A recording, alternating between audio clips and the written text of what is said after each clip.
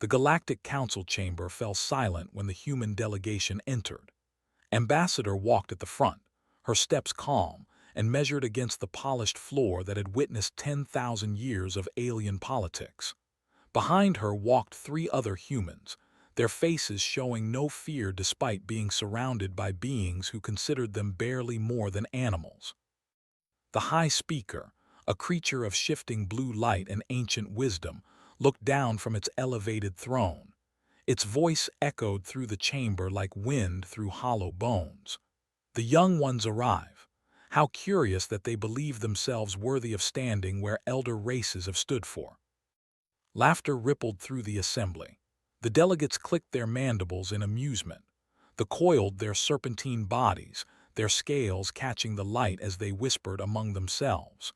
The beings of pure mathematical thought calculated the probability of humans lasting another century.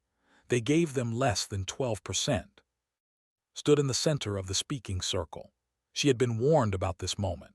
Every human diplomat who came before her had faced the same mockery. The galactic community saw Earth as a newborn civilization, stumbling through space with technology they could barely understand. Humanity had only achieved faster-than-light travel 40 years ago. To races that measured their histories in hundreds of thousands of years, humans were infants playing with fire. "We come seeking membership in the Galactic Accord," said, her voice steady.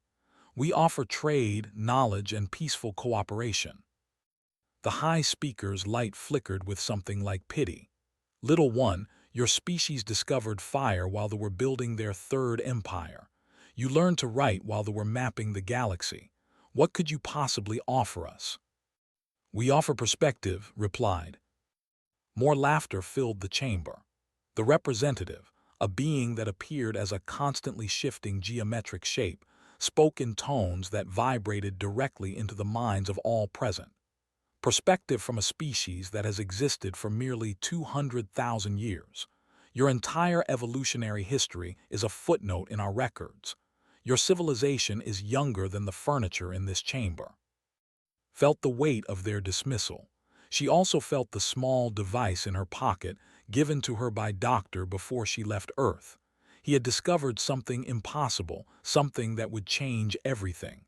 She had not believed him at first. No one had. "Before we continue," said, "I must ask the council a question. What do you know of the architects?" The chamber went still.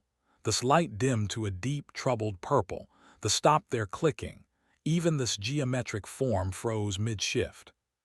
"That name is not spoken lightly," the High Speaker said. "The architects were the first. They existed before the stars had names. They built the foundations of reality itself and then vanished, leaving only their works behind. The wormhole gates, the translation matrices, the laws of faster-than-light travel, all of it came from them." "And their language," pressed. "The tongue of creation, as it's called in your oldest texts." The ambassador rose from its coiled position. Its voice was a cold hiss. "No living being speaks the tongue of creation. It is dead, lost. Only fragments remain, carved into artifacts so old that even light has forgotten their origins. Not even the combined knowledge of all council races can reconstruct more than a few syllables." Smiled.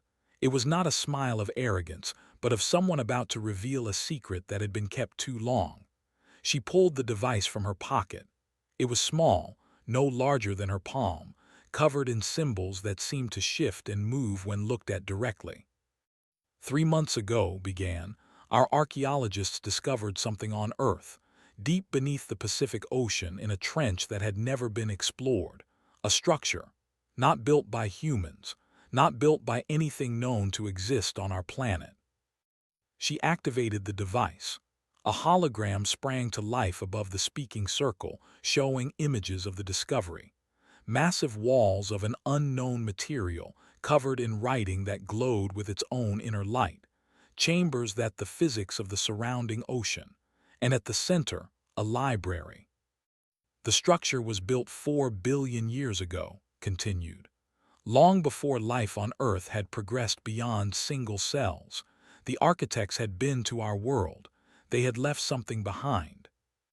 The high speaker descended from its throne, its form flickering rapidly between colors no human could name. Impossible. We have searched every corner of the galaxy for architect remains. Your planet showed no signs. Because they hid it, said. They hid it beneath an ocean that would not form for another billion years. They predicted the rise of water on our world. They knew what Earth would become. She changed the hologram. Now it showed pages from the library, text that twisted and reformed as the eye tried to read it. Doctor spent 6 months studying this writing. He is a linguist who specialized in dead languages. Something about the architect's script felt familiar to him. He could not explain why. The chamber was completely silent now. Even breathing had stopped among those species that breathed. Human languages have always puzzled your scholars, said. They seem to have no connection to anything else in the galaxy. They do not follow the patterns that all other species' languages follow. You assumed this was because we were young, primitive. You assumed we had not yet developed proper communication. She changed the hologram again. Side-by-side comparisons appeared, architect symbols next to human writing systems. Sanskrit, ancient Sumerian, Proto-Indo-European roots, Chinese oracle bone script. The patterns aligned in ways that made the mathematically minded emit a sound of pure shock. Human language is not young, said.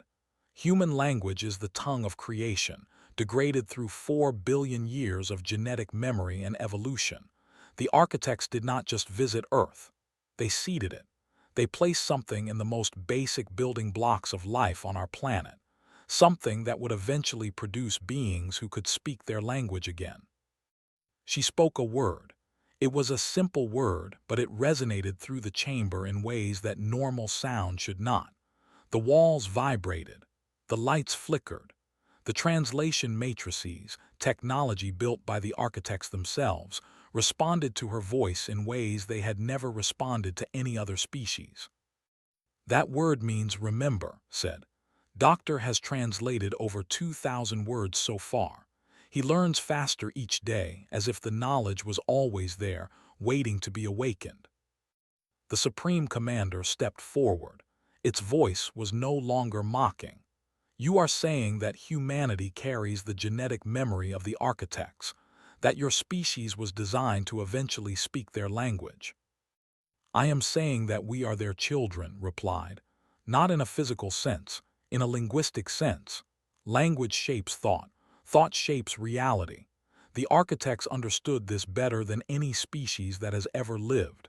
They created a species that would think like them, speak like them, and eventually understand them.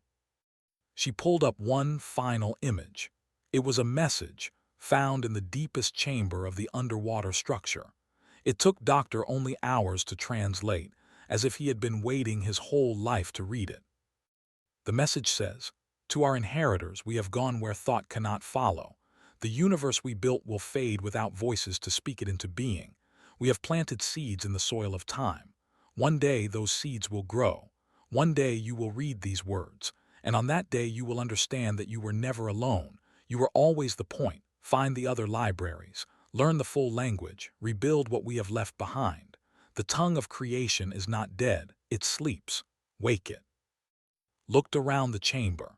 Every eye, every sensor, every form of perception was focused on her with an intensity that had never been directed at a human before.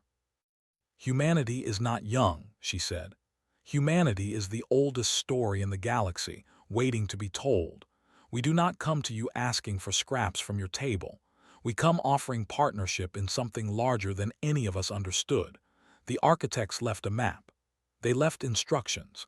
They left the keys to doors that even your greatest civilizations cannot open. She spoke another word in the tongue of creation. The wormhole gate visible through the chamber's windows, a piece of architect technology that the galactic community had used for millions of years without understanding, pulsed with new light. Symbols appeared on its surface that had never been seen before.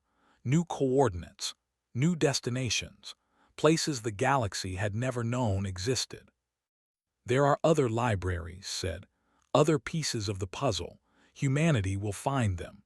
The question is whether you will help us, or whether you will stand aside while we unlock the secrets of creation itself. The High Speaker returned to its throne. Its light had shifted to a color that's briefings identified as deep respect. When it spoke, its voice carried none of the dismissal it had shown before.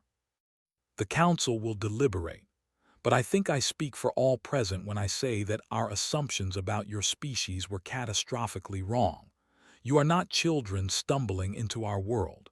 You are heirs returning to claim an inheritance we did not know existed. Nodded, we are still learning, still growing, but we have always known, somewhere deep in our collective memory, that the universe was meant to be spoken into being. We did not know why. Now we do. She turned and walked toward the chamber exit. Her delegation followed. At the door, she paused and looked back at the assembled representatives of galactic civilization. One more thing, she said.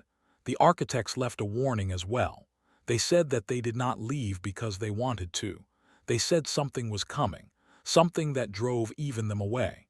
They built humanity as a response to that threat, a species that could speak the language of reality itself, to defend against something that sought to unmake it.